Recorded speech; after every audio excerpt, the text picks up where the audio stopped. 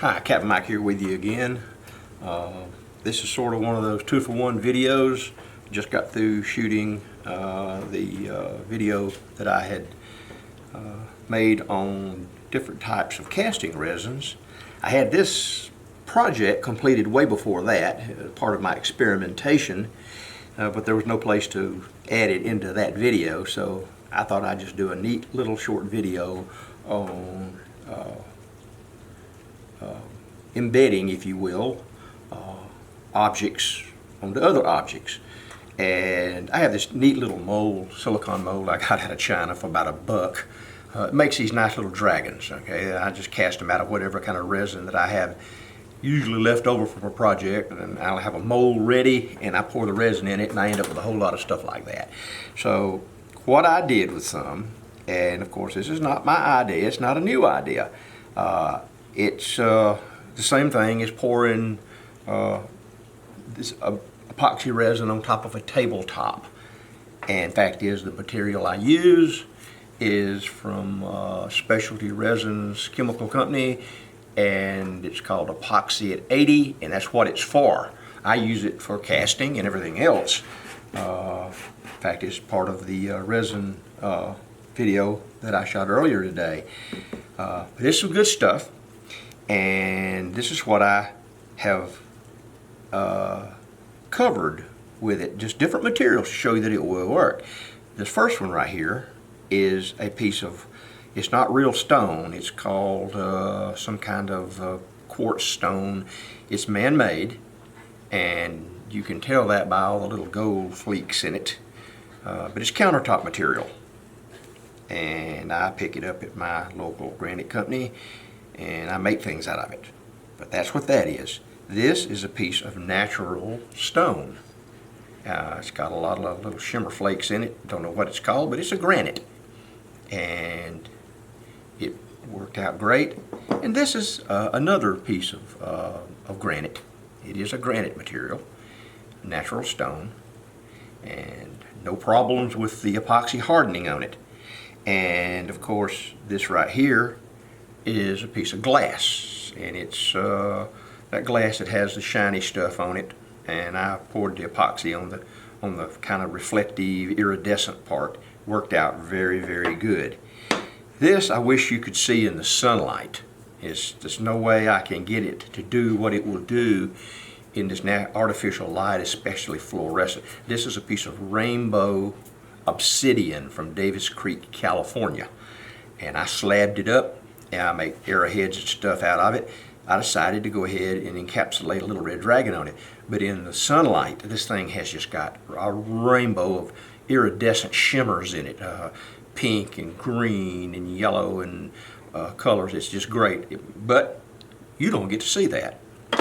And of course, nothing would be complete, the whole video wouldn't be complete, if I didn't show you a piece of wood that this stuff is designed to go on. And this is a piece of spalted hickory that I had laying around, and I just kind of cut a blank out of it, stuck a little dragon on it. It come out great. So what we're going to do now, I've showed you all of those. I'm going to go off camera and I'm going to mix up some of this stuff. It's mixed up 1-to-1. No need to bore you with that. You've seen it, done it before. And so I'm going to mix it up, and I'm going to come back and I'm going to pour about 3 of these things, okay? So we'll do that. So y'all hang in here, and I'll be right back in a minute, and we'll pour 1 or 2 or 3. Okay, we've got this stuff weighed out, stirred up, and there's a lot of bubbles coming to the surface. So a couple of things to remember when using this particular product, probably all of them, that you've got 40 minutes work time. It's an epoxy, so it's going to dry very slowly. Give it a little while for the bubbles to rise. Stir it vigorously though. I use a little stick and I just stir the heck out of it. Stir it up good. Really just take your time. It's not going to start getting hard on you. And let the bubbles rise. The second thing that you want to do is you want to make sure when you measure this stuff out that unless you know exactly how much material you're going to use, that you have a whole bunch of these swell little molds on hand. Or something, jewelry molds, whatever you have. get a bunch of little extra molds out and keep them handy because you may need them. So here we go. Here's the way I do this. Now I just start pouring on here and I let it even out. I kind of move it around a little bit with a stick. Be advised that it takes a while for it to get to where it's going to get. So, you know, just kind of pour it into the little voids, the places that you normally, it wouldn't go without a little help. Put a little bit around him just like that. All the way around. Go to the next one. Don't be in any hurry. Don't be in any hurry. We'll try not to make this too boring for you.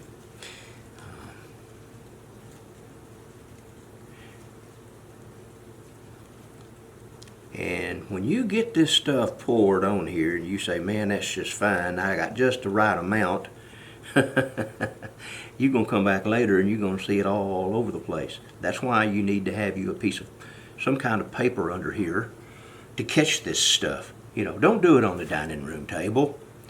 For goodness sakes, don't do it on the dining room table. Or even your nice kitchen countertops, because this stuff is messy, messy, messy, and it's designed to flow and even out. I take and kind of help it along a little bit with a stick, but trust me, it will go there by itself if you pour enough of it. Just kind of keep putting it on there, and if you get too much and it goes off on the material that's put down there to catch it with, then just kind of get it back up with your little squizzle stick. Looks like I may have just right. I may not get to pour any little molds. But let it spread out and then come back and catch it on the edges so it will look good. And here's, you know, you're going to keep moving it around. And let's put a little bit more right here. Catch these right here. Now, keep a look out on top of the image that you're embedding. And make sure there's no dry spots like that right there. Because it'll show up. You want it to be, the image to be totally, completely covered. And it will be raised above the material that you're putting it on. But you want to make sure that you have at least put one coat of epoxy all over the image. And it'll just flow. It'll flow on down. But if you don't put it there, then it's going to show up as a place you missed. And it's not going to be pretty. And we want it to be pretty. We'll come back in a minute and get the sides a little better. Give it a chance to flow. Kind of catch it obliquely in the light to make sure that you didn't miss some places. You know what I'm talking about. Look for the shine. Look for the shine on here. You'll see the shine in some dull looking places, and that's what you missed. And you go back and fill it in. This is the boring part, folks. Bear with me, and it'll be over with in a minute. Kind of like getting a tooth pulled, a shot. Only hurts for a little while. All right. Now, we'll come back. We'll put a little bit on the edges to make sure the edges are nice and shiny. And you can use an old disposable brush for this if you want. It probably will work a little better than my swizzle stick or bamboo skewer or whatever you want to call it. In fact, I know it will. But I didn't get one out. I have this bamboo, and that's what I'm going to use. And I'm going to put it all over it. We're almost there, folks.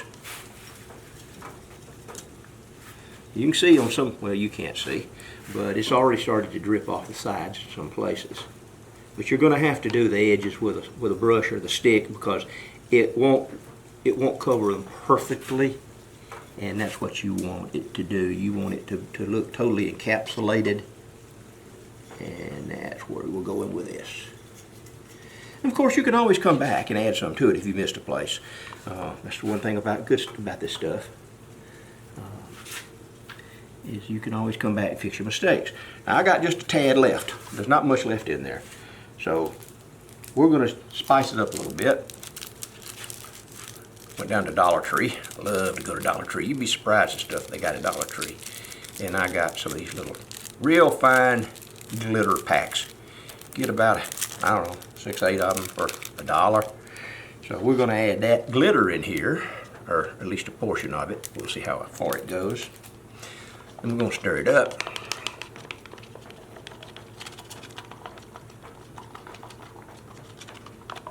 Because we shouldn't have to come back and put anything on these others. They should be done.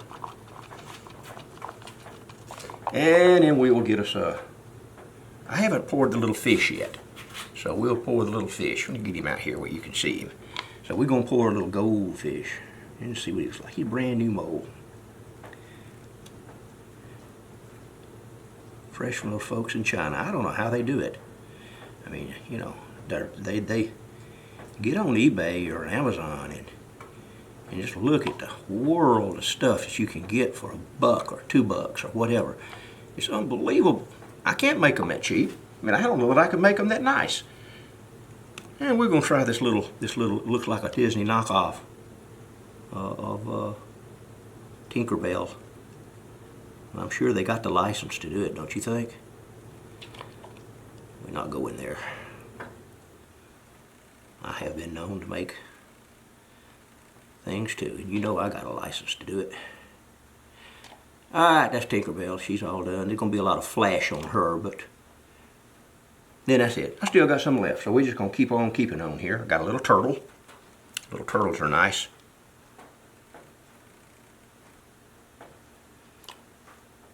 See, this is why I told you to always have your mold ready.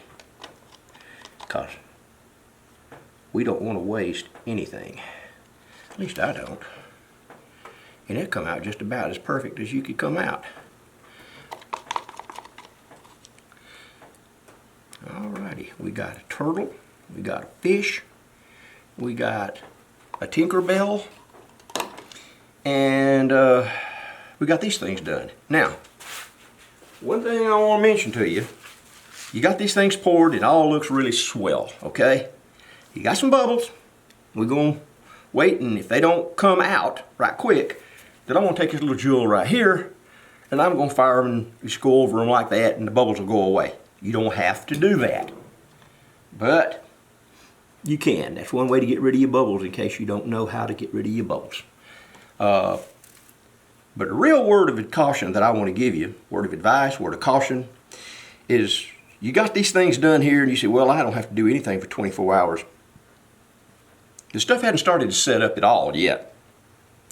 And so don't go sit down and watch your favorite soap. Forget about them. You know, don't look out the window and see the next door neighbor laying by the pool, sunning herself, or don't get distracted by the pool boy. Come back and keep an eye on these things. Because for some unknown reason, all of a sudden these things will take a mind of their own and they'll start to drift off. Especially if your table is not really level.